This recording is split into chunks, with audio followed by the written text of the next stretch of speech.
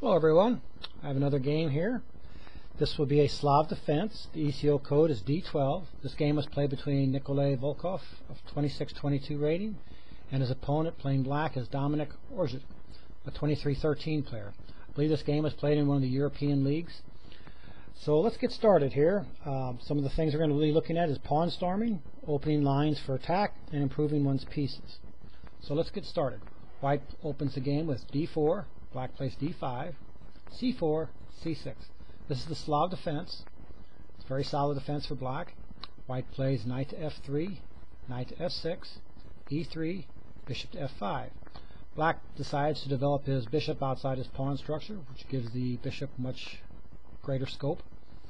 The next move is knight to C3, E6, knight to H4. White wants to eliminate the F5 bishop. He would like to play this game with two bishops versus one for black.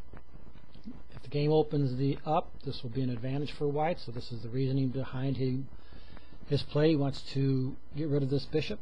Also, the bishop helps control the E4 square, which is a key square for white in this opening. He wants to control this. Black would like to control it, so that's another reason why white wants to exchange his knight for the light squared bishop of black. The next move is bishop to G4, attacking the queen. Next is queen to B3. The queen attacks the undefended B7 pawn, and he also puts pressure, along with the pawn and knight, on the D5 pawn. The D5 pawn at this moment is adequately defended, but this is just a little extra pressure that white would like to put on black's center. Next move by black is queen to B6, offering the exchange of queens. White declines the offer and plays H3. The bishop retreats to H5, and now G4, once again attacking the bishop. The bishop retreats to G6, and now white plays knight takes G6. He accomplishes his goal of eliminating the bishop, and black recovers with H takes G6, capturing towards the center with his pawn. This also opens up the H file for black. If he so decides not to castle kingside, he would have a rook on this half-open file. He could put pressure on the H pawn, forcing white to use a piece to defend it. The next move is bishop to G2 by white. The bishop helps control this key E4 square along with the knight, which I mentioned earlier. This is a key square for white in this opening, along of course with the E5 square. He would also like to maybe eventually get a piece into there. But the two central squares, the E4 and E5 square, are the two main squares that are generally fought over in this opening. The next move by black is D takes C4, and white plays queen takes C4. Next is knight at B to D7. White develops his bishop to D2. Black develops his bishop to E7. White castles long, and now black plays queen to B4, once again offering his queen for the exchange, and this time white accepts. Queen takes B4 and bishop takes B4. Next move is A3. White puts the question to the bishop. He wants him to either take or retreat, and in this instance black decides to retreat the bishop. Next is E4. White's increased his pawn control over the center. He's also looking to see which direction black is going to castle, so he knows how to finish his development and where he should be pushing his pawns at. And of course black's next move is castles kingside. Development is completed for both sides. They've been castled on opposite wings, and now will be a race to see whose attack is the fastest. Either white's going to push his pawns up the board faster and break through on the king side, or black will. So let's see how the game progresses. White advances his pawn F4. If you take a look at the board, you can see white's got a nice strong pawn chain across the center here, and on the king side he's got his pieces lined up behind the pawns, and he's got a very good start on this pawn storm.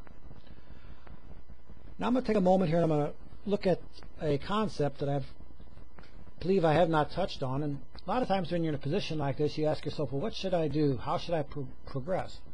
Yes, black knows he wants to attack on the queen side, but what would be the a thinking process to figure out what your next move is?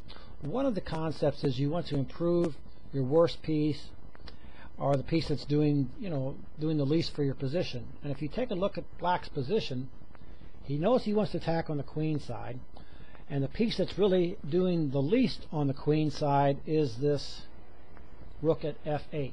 So he wants to move the rook at f8 to a better square to help influence his future attack on the queen side, and he decides to play this rook to d8. White's next move is king to b1. He moves the king out of the half-open c file, which is a very good defensive move. Many times when you see players castle to the queen side, they always, or generally, or usually move their king over to either b1 or for white, or b8 for black. It's a good defensive move. And now, if you look at black's position again, you'll ask yourself which of black's pieces is also not doing the most to influence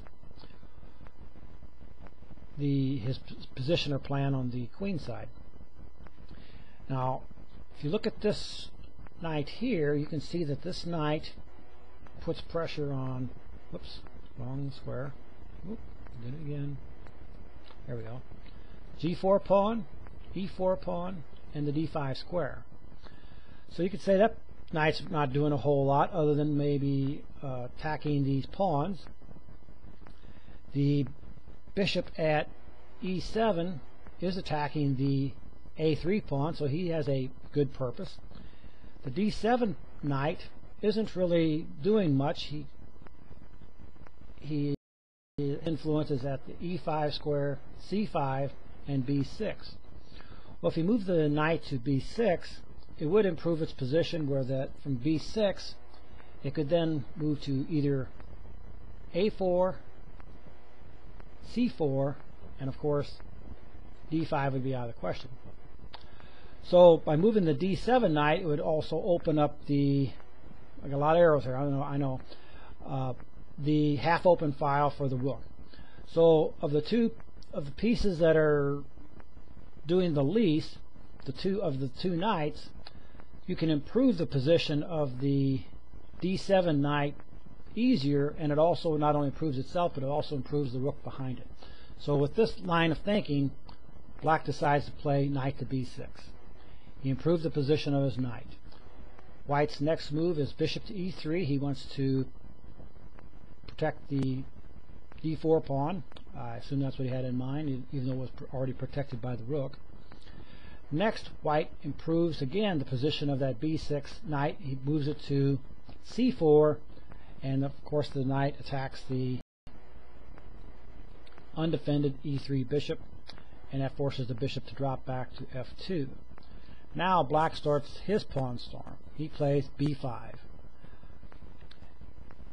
Next by white is bishop to F3, and I really kind of look at some of the moves that white has made with his two bishops on move 20, bishop to E3, and then now bishop to F3. I think he would have been much better off pushing his pawns forward. Possibly, I'm going to step back and move here. Possibly moving this pawn up, forcing the knight to move, and then moving this pawn up and forcing the exchange, opening up the H file for the H1 rook.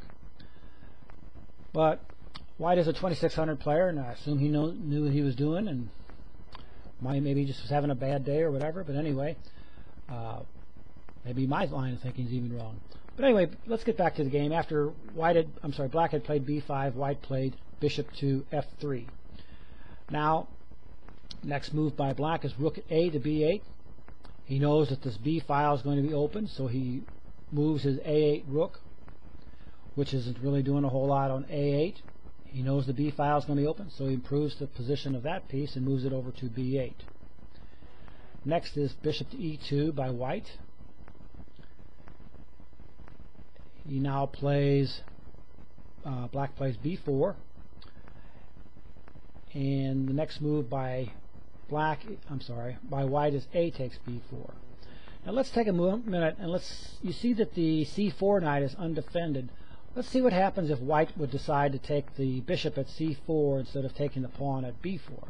So let's play bishop takes C4. Let's see how this variation comes out. He's temporarily won a piece, and of course black plays B takes C3, winning back his piece.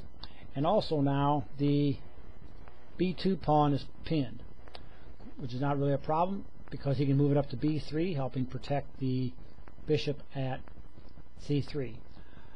Now black starts cashing in on some of these undefended pawns that white has, and he would play knight takes E4, winning a pawn. The knight also attacks the bishop at F2. Next move would be rook to H2, and this is the proper way to defend this bishop. If you move the bishop instead to, let's say, F1, yes, he defends the bishop, but by moving the rook to H2, it also is able to defend the entire second rank. And this allows also the bishop to maybe drop back to either E1 or G1, and allowing this rook to be a much better defender of the entire position at H2 instead of F1. After the move rook to H2, black plays bishop takes A3, winning a second pawn. White could play king to C2 and then bishop to B4, and black is up 2 pawns. He has a very strong position, and he should go on to win this game. Now let's go back to the game. The game moves. Let's go back here to B4, and instead of taking the bishop at C4, like I said, let's see what happens if white plays A takes B4, which is the game move. The next move by black would be bishop takes B4. Next is knight to A2, getting this knight out of the potential pin, because if he stayed at C3, the B4 bishop could capture him, and white would be unable to recapture because his king would be pinned to the rook at B8. Next is knight takes B2, and you can see that black has completely destroyed all the pawns that were sitting in front of the white king. Next move is rook to C1. White plays knight takes E4, winning a second pawn and also attacking again that bishop at F2. He could also possibly maybe bring this, of course attacking the bishop, he could also bring it to D2, adding a check to the white king. So the knight's got a couple dual threats there. White plays bishop to H4. The rook attacking the rook here at H8. I'm sorry, D8. Boy. I'll get my columns and stuff down straight. So after attacking the rook, black gladly captures the pawn at D4, and white plays rook takes C6, recapturing the pawn. Knight to D3. Now the the open B file is pretty well, it's almost completely open now. All black has to do now is move that B4 bishop, and he would have check, and depending on where he moves it to, for example, he can move this bishop to E1 with a check, or discover check, and he could win this bishop at H4. So with the move knight to D3, white plays bishop takes D3, black plays rook takes D3. Now knight to C1, knight attacks the rook. Rook plays rook to D2. Next is knight to D3, trying to close up this B file. I think at this point white really realizes he's got a world of problems, and he doesn't have any really good moves to make. He has to make a move, and he's just hoping that somehow he'll wiggle his way out of this. Black's next move is bishop to A3, and now rook to C8 check. Rook takes C8, and now knight to D2. A pair of rooks has been exchanged, and black is still up 2 pawns. Now black plays knight to d2, winning the knight, giving check. Black plays king to a2. If white had decided to go to a1, it's not really an improvement over the game position, but I'll just show you how it would come out. If he played king to a1, black could play rook to c2, and here's a very good mating pattern coming up. White would play rook to b1, this just to prevent mate, but also forces, he has to give up the rook actually to prevent mate, and that would be at least temporarily. Knight takes b1, king takes b1, and rook to h2, and black will just mop up the white pawns, keep the black king on that pinned in there. Black also would have the past a7 pawn he could bring down and castle in this position, and in this position white should resign. But let's just see how the game ended. Instead of the move king to a1, white played king to a2. And now here comes the mating pattern. Bishop to b4, rook to d1, rook to c2 check, king to a1, and bishop to c3 check. It's a very good mating pattern. Well, I hope you enjoyed the game. I enjoyed bringing it to you. I also hope that you've seen how black used his improvement of his pieces by bringing them to better squares to help assist his attack. It seemed like white floundered around.